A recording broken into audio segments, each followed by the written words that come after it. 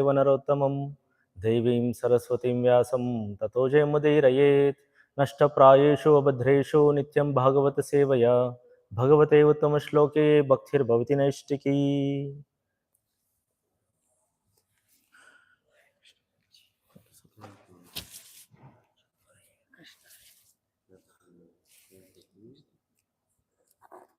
Do you know which one is it? 19 or 20th? 19. Okay. Reading from Srimad Bhagavatam, Canto 3, Chapter 27, Text 19. Akartuhu. Please repeat after me. Akartuhu karma bandhoyam purushasya yadashraya guneshu shastu prakritehe kaivalyam teshva atah katam akartuh karma bandhoyam purushasya yad ashrayah guneshu shatsu prakrite kaivalyam teshvatah katham akartuh karma bandhoyam purushasya yad ashrayah guneshu shastu prakrite kaivalyam teshvatah katam akartuh karma bandhoyam purushasya yad ashrayah guneshu shastu prakrite kaivalyam teshvatah katam.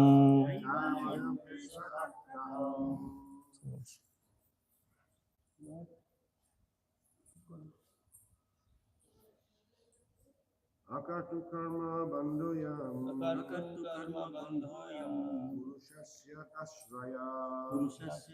ashraya guneshu satsu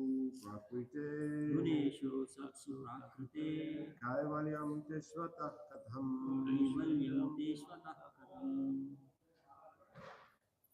akartu karma bandhoyam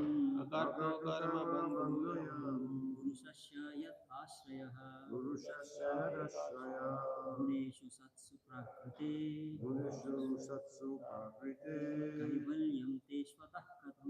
kaivalyam teshvatah katham.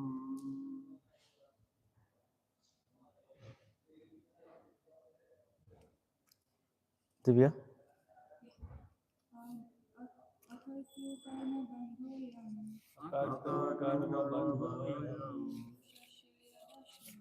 purushasya yat ashrayah guneshu satsu prakrite kaivalyam teshvatah katham. Please repeat after me. Synonyms. Akartuhu, of the passive performer, the non-doer. Karma bandhanaha, bondage to fruitive activities. I am this. Purusasya, of the soul. Yat ashrayah, caused by attachment to the modes. Guneshu, while the modes. Satsu, or existing. Prakritehe, of material nature. Kaivalyam, freedom. Teshu, those. Atah, hence. Katam, how. Translation purport by His Divine Grace Srila Prabhupada. Srila Prabhupada ki jai.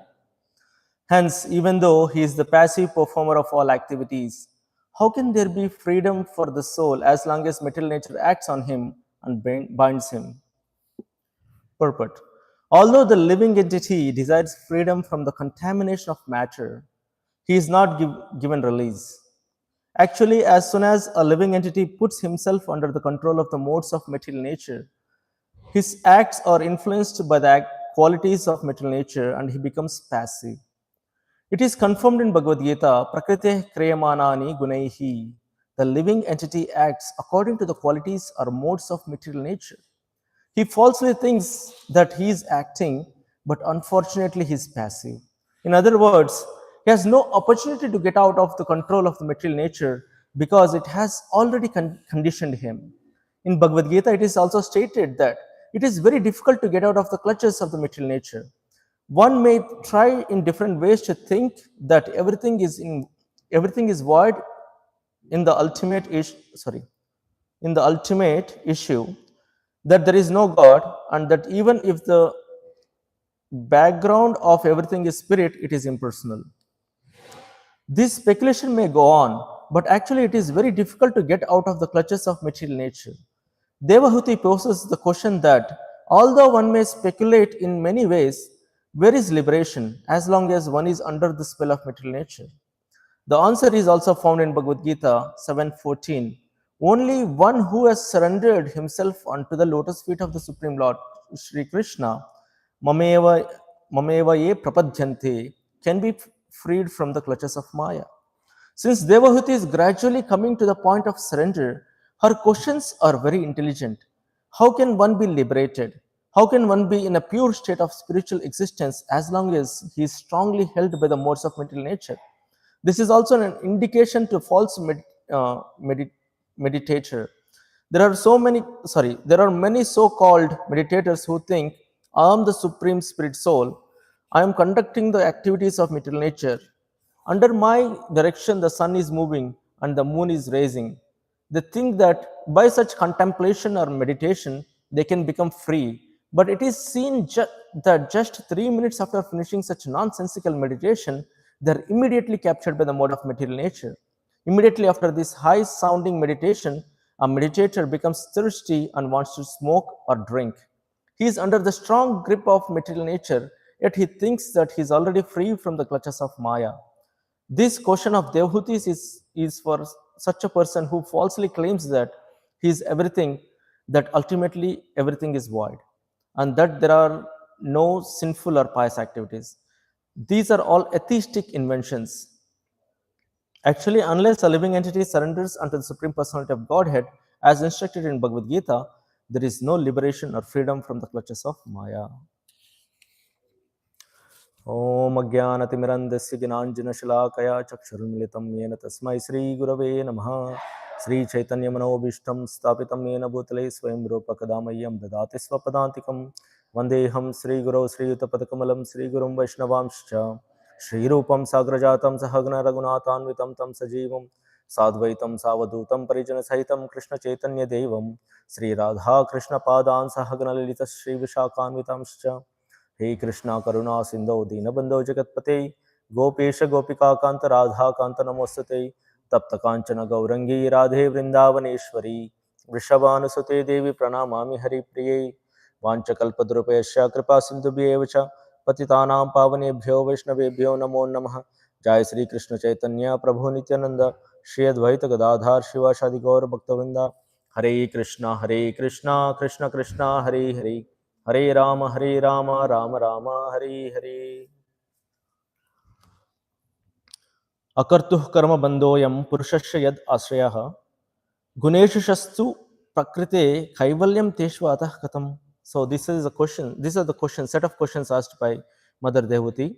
The context is wherein the where basically this is a conversation between Kapila Dev and Mother Devhuti.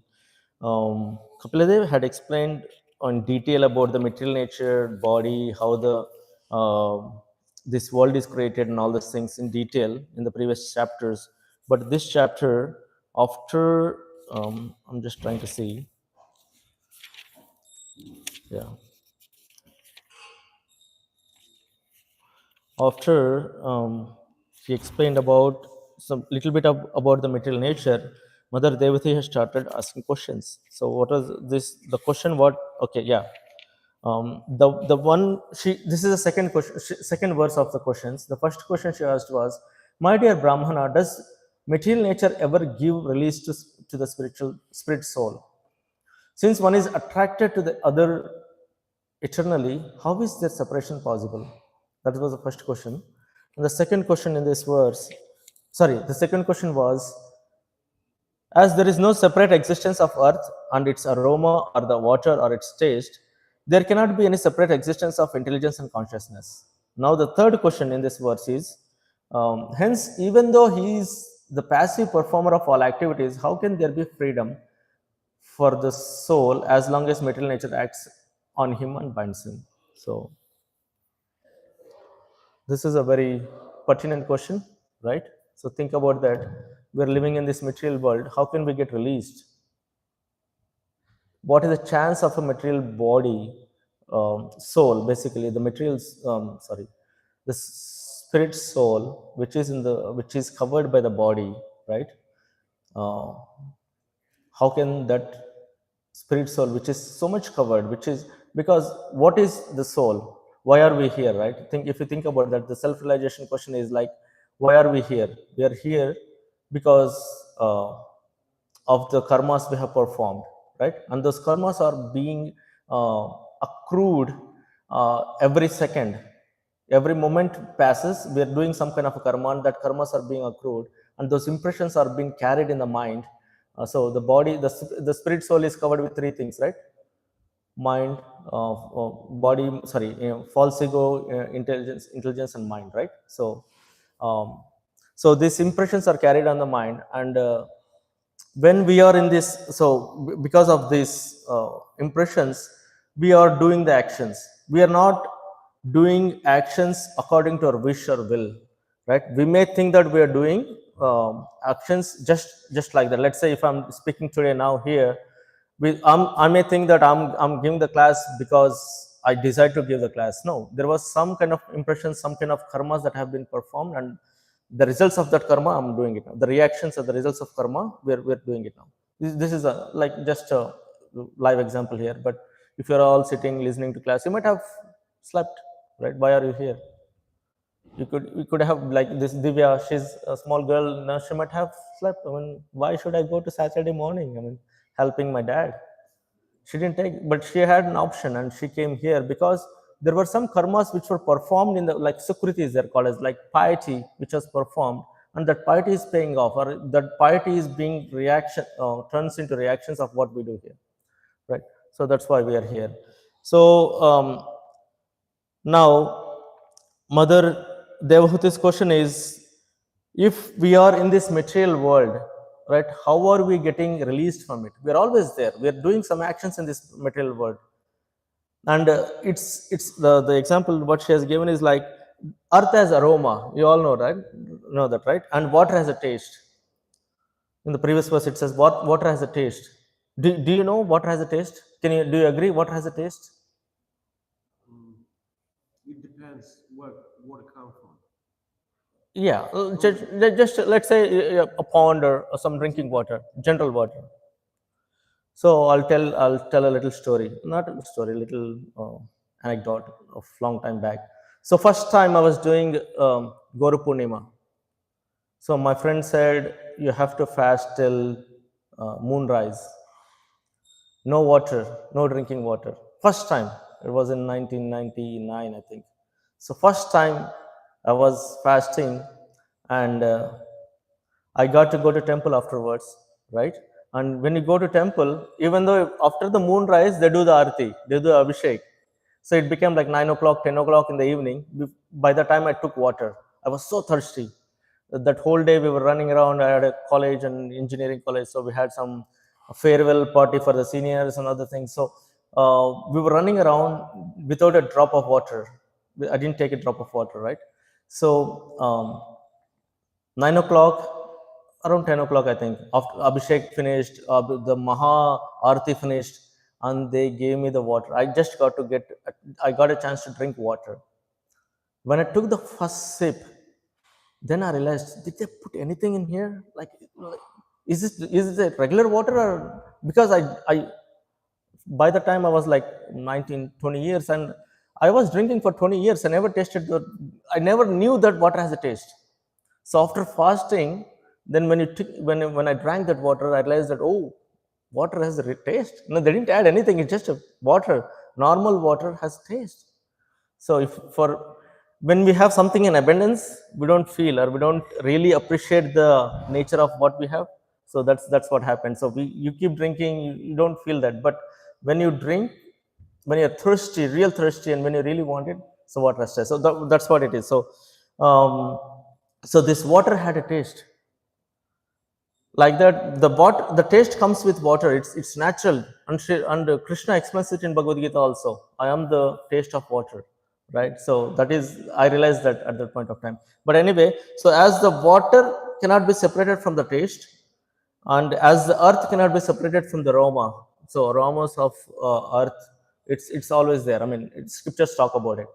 So these are together, they're bound to each other. Similarly, if we look in this material world, these living entities, they're bound with the bodies. They don't have any hope. They're always there with the body. You know what I mean? So if someone says the body is separate than the living entity, no one will accept it unless you really read Srila Prabhupada books and Bhagavad Gita and understand the scriptures.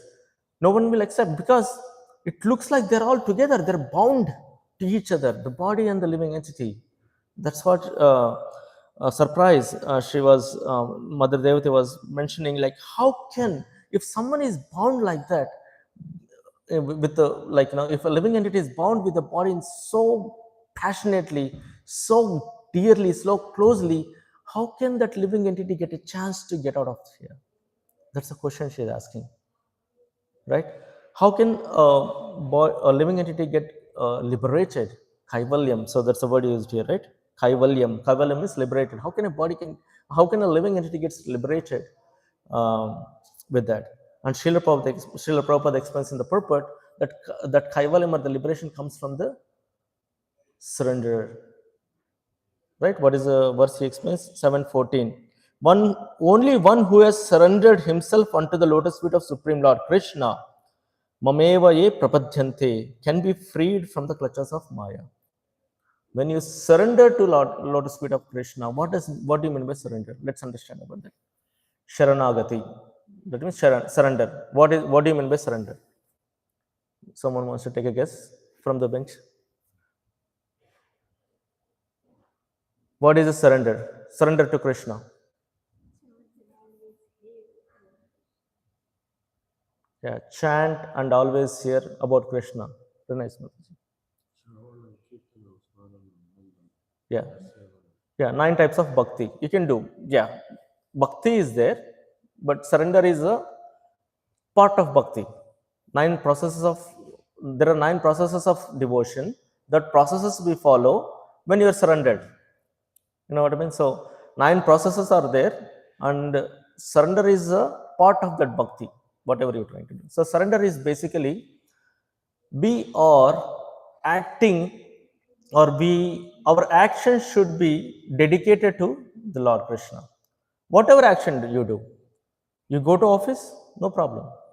I have, like, my office is what, 130,000 employees, right? I'm also one of them. So what is the difference between me and them is that I work with same as others also. I deliver the same things, or maybe similar to other employees in my team. But why am I different? I'm not boasting or something. I'm just telling you the difference here is that because the actions I perform are dedicated to Krishna. How am I dedicating my actions to Krishna? So every morning I wake up and tell Krishna, thank you for this morning. No, it's not, when you sleep, it's not easy we're not sure that we're going to get up. Sleep is called as death. Yeah, the sleep is compared with death. Basically, you're lost. You're out of it. That's why when you sleep in some clothes, it's like Guru Maharaj says that when you sleep in a cloth, that is like a kafan. Kafan means the cloth you put on a dead body. So you cannot reuse that, or you cannot wear it again. So you just have to wash it before you use it. So the sleep is compared to death. So the moment I wake up in the morning, I thank Krishna for giving me the life, like making me see this another sunrise, and I tell him whatever actions I perform, they're performed for your under your guidance, and if I do something bad, good, it's all up to you. So I'm surrendering my actions to Krishna. Right? And Srila Prabhupada has given a very nice process of chanting and deity worship. So that's what we do. So that is surrender. When you surrender, what are you surrendering? I'm surrendering my actions. So what are the who is performing these actions? Those are the actions are performed by the body, right? So now we have a distinction of what is a body and what is a mind or what is a living entity, right? I'm not considering myself as a body. This body, it is there, but I'm considering ourselves like we should consider ourselves as the living entity, right? So what is a living entity? The sole purpose of the living entity is to go back to Godhead. What is the nature of the living entity? Service. If we don't serve Krishna, whom do we serve? Maya. Yeah, Maya, or we serve others, right? We're serving anyway, right? Why not serve Krishna also? How are we serving anyway? So if I go to office, I'm serving my boss, I'm serving my company, I'm serving the family, I'm serving the children, I'm serving anything, right? I'm serving house, I'm running around to serve. So let's serve for temple, let's serve for the deities, let's serve for the Vaishnavas, devotees. Then the distinction happens. What is a living entity and what is a body? So that distinction happens, and that is good. That understanding is good for ourselves, and that understanding will carry forward towards the separation. So the question the devotee was asking, like, how can this? It looks like it's untangled, like everything is tangled together, body and the soul. And how can that soul be liberated? How can kaivalyam? How can that soul come out of this thinking? So that thinking will come by the surrender to Sri Krishna. Okay, so since devotee is gradually coming to the point, like after hearing so much of talk from Kapila Dev, Srila Prabhupada is quoting here that since devotee is gradually coming to the point of surrender, her questions are very intelligent. How can one be liberated? Liberated. So what does the liberation mean? So there are multiple types of liberation, right? So Sayujya, Sarupya, Salokya, all these things. So uh, but the real devotee always the liberation for the devotee is like um, whatever condition you may put me, Krishna, I don't, please don't let me forget you for any condition. We always have to remember that Krishna, please, our prayer should be please Krishna, whatever situation I may be in, maybe I'm in good position, bad position, wrong place, but please don't let me forget you. That should be the uh, prayer. So like that, even at the deathbed, when we remember Krishna, at least we have a hope that in the next life or whatever life we get into or whatever we can get into, at least we can remember Krishna, right? So that is the position, or that is the thinking we should have. This is also an indication to the false meditator. So Srila Prabhupada talks about false meditators. So some meditators, they think that they think that they are doing everything with their meditation. Some people, they think that, oh, I'm creating the sun, I'm creating the moon, everything is running because of me, because they think themselves they are the supreme personalities of Godhead. So that's why so they say that the direction is the sun is moving because of my meditation, and some people are thinking the moon is rising because of the meditation.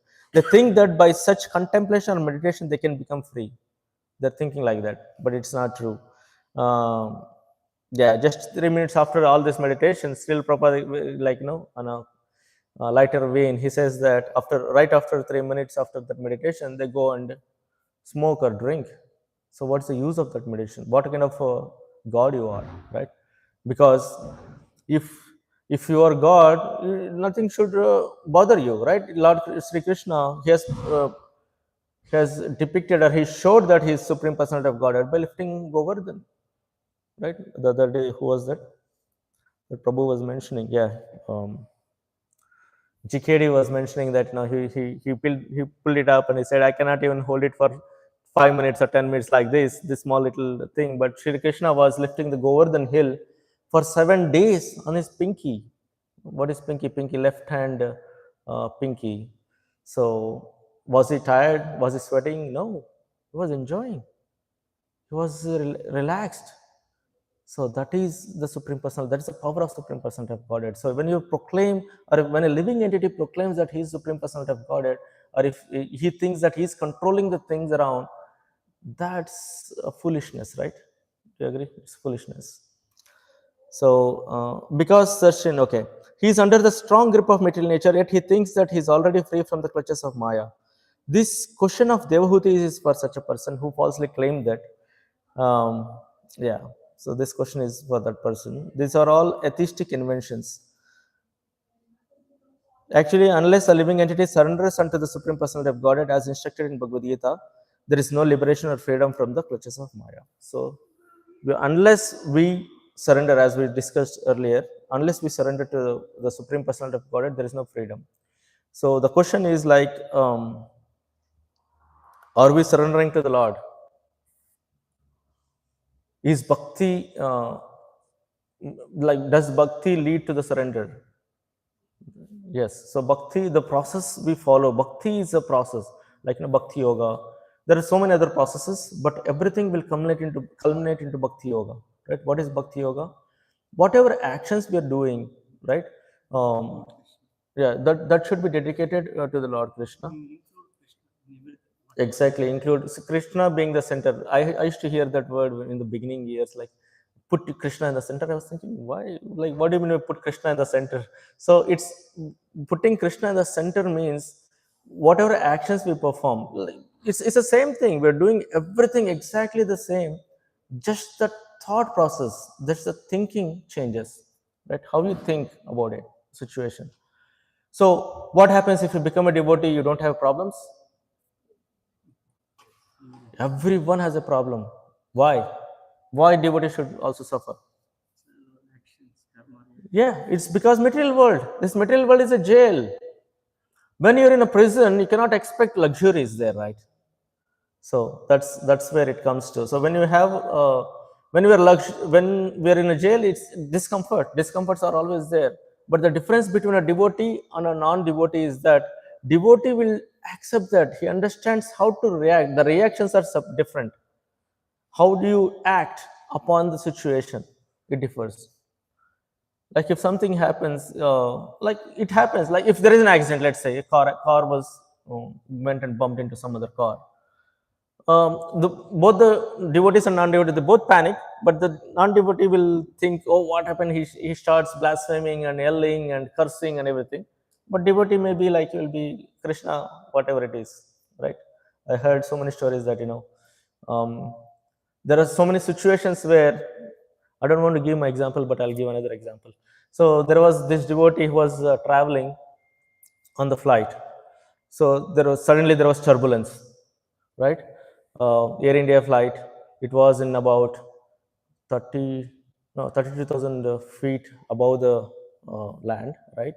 And it went down to 25 or 26 within like 3 minutes drop. He was telling Prabhuji, that's it. I said, his thinking was like, Krishna, this is you. And he started chanting. I'm surrendering it to you. Now it's up to you. I am yours. Whatever you want to do, take care of it. And all others were jumping and screaming and everything. He was like calm and quiet. He was also, turbulence was there. He was, jumping was happening in the seat, but he was just chanting, thinking that Krishna, it's you. Now I'm yours. So do whatever you want to do. So that kind of conviction, that kind of stability will develop. Situations can be anything. It can come to anyone at any time. But a devotee has that endurance, or not endurance, but they know where to go at that point of time. They know what to think about during such situations. So that is the difference. Yeah, this is the verse. Yeah, and these questions will continue next verse till next verse, and Kapilade will start from the verse 21. Srila Prabhupada ki jai. Any realizations?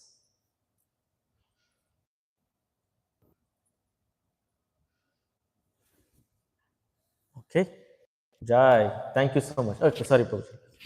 Just want to add one comment on that because you made a nice point that we need to surrender to the Lord, but there is a way to do it. There is a process. Sometime, we do with our own mental speculation, and then we find out, Prabhu, I'm doing bhakti, but why am I not progressing? So Prabhupada says that because you haven't lifted your anchor. Hmm. It seems you are rowing your boat, But the but you anchor is just, stuck. yeah, Yeah. but you just blocked with your custom, your own thing, and you think, yes, I'm doing right now. And second thing Prabhupada says, yes, we need to give food to the stomach, which nourishes the whole body. You can't feed, but there is a way to give food to that. You can't just tear off your stomach and put the food inside. You have to cook, you have to put in your mouth, and there's a teeth, they chew it, and there's a flow to go in there. You can't just tear off your stomach and put everything. So when we say surrender, so how to surrender? So Guru, Sadhu, Shastras, and what is the right way to do everything, makes sense or not? So Very there is a way proper, because if you are doing any action, so you automatically feel, yes, I am getting closer to Krishna. But when we do for many years, then we find, Prabhu, I'm where I was 20 years back, I'm still the still same there. person. Why? Because you didn't follow the way it meant to be. Exactly. So that's why it has to be proper authorized, ki your action, whether your duty worship, your speaking, your cooking, everything has to be bona fide. Make sure you are actually following the previous acharyas. You cannot just do box in and just do because my mom told me to do, wife told me to do. No, there is a way, bona fide things to do. So Thank you, that's the Param goal. Prabhu. Amazing point. So, Prabhuji, I hope you all heard him, right? Oh, so Prabhuji is mentioning there is a surrender. I told that surrender is required, right? So, for surrendering, also there is a procedure. We cannot just follow something, some mental speculation, something which came in the mind.